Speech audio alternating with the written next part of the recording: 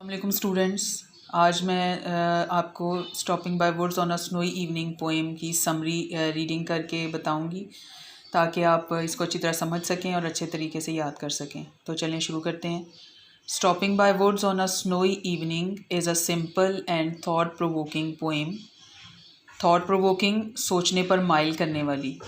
Stopping by words on a سنوئی evening ایک سادہ اور سوچنے پر مائل کرنے والی نظم ہے، ریٹن بائی رابرٹ فراسٹ، جسے رابرٹ فراسٹ نے لکھا ہے۔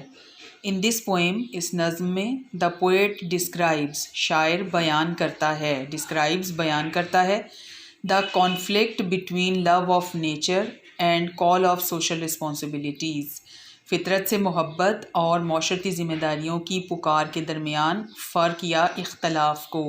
کانفلکٹ کا یہاں پہ اختلاف ہے اور فرق بھی ہوتا ہے۔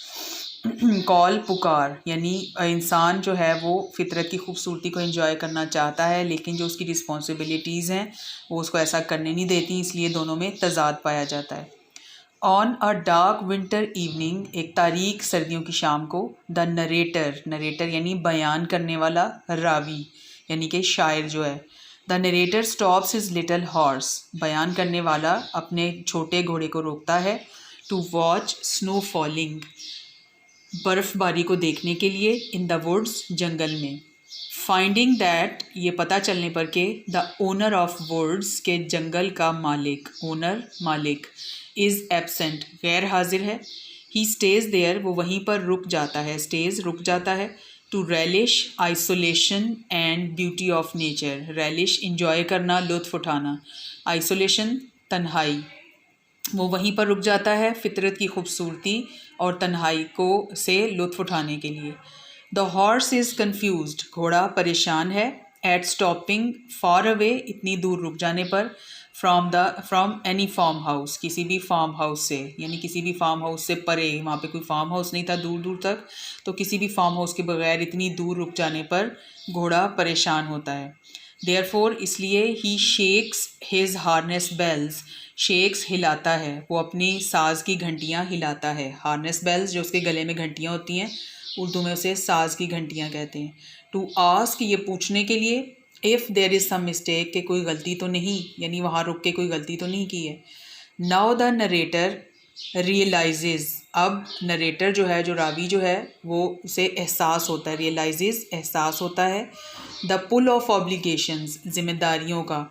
اینڈ دا کنسیڈریبل ڈسٹینس، اور اس کافی فاصلے کا، کنسیڈریبل کافی، بیفور ہی کین ریسٹ، اس سے پہلے کہ وہ آرام کر سکے، یعنی اس کو آرام کرنے سے پہلے جو ہے وہ اپنی ذمہ داریاں بھی پوری کرنی ہے اور اتنا زیادہ فاصلہ طے کر کے اپنی ذمہ داریاں پوری کرنے جانا ہے۔ And he reluctantly continues on his way, reluctantly, نہ چاہتے ہوئے، اور وہ نہ چاہتے ہوئے بھی اپنے راستے پر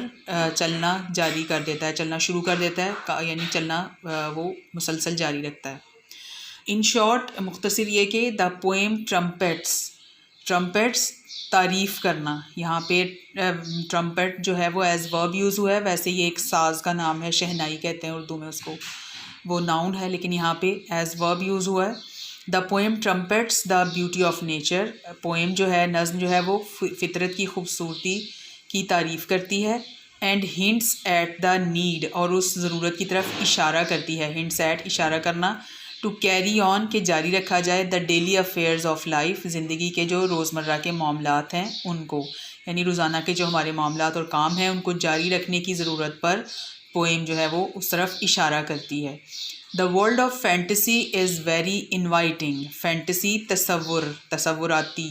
جو تصوراتی دنیا ہے وہ بہت انوائٹنگ ہے، یعنی بہت فیسینیٹنگ ہے، آپ کو اپنی طرف کھینچتی ہے، مسحور کن ہے۔ ہاؤ ایور، تاہم، ون مسٹ مینٹین بیلنس، ہر کسی کو بیلنس جو ہے وہ مینٹین رکھنا چاہیے، توازن برقرار رکھنا چاہیے، مینٹین، برقرار رکھنا، بیلنس، توازن، between the world of fantasy and of reality, تصوراتی اور حقیقت کی دنیا کے درمیان۔ تو یہ آپ کی سمری تھی پوئم کی، آپ کو میں نے پڑھ بھی دی ہے تو آپ نے اس کو اچھی طرح سے یاد کرنا ہے۔